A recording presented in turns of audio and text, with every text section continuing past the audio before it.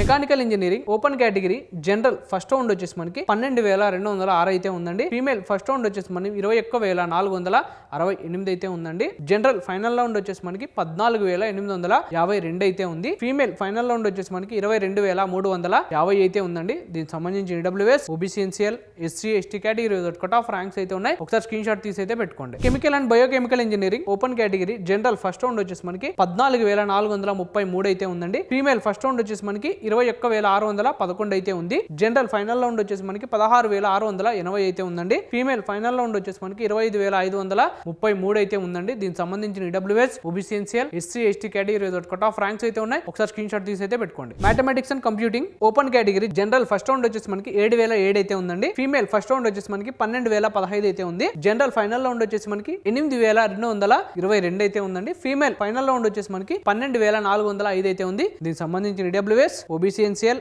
SC, ST category cut off ranks అయితే ఉన్నాయి. ఒకసారి స్క్రీన్ షాట్ తీసి అయితే పెట్టుకోండి. సో ఈ క్యాంపస్ సంబంధించిన ప్లేస్మెంట్స్ ఒకసారి చూద్దామండి. Highest package 67.6 lakhs per annum అయితే ఉంది. లోయెస్ట్ ప్యాకేజ్ వచ్చేసి 5.5 lakhs per annum అయితే ఉందండి. అలానే మీడియం ప్యాకేజ్ వచ్చేసి 14.98 lakhs per annum అయితే ఉంది. టోటల్ ప్లేస్మెంట్ రికార్డ్ వచ్చేసి 90.07% అయితే ఉందండి ఈ క్యాంపస్ లో.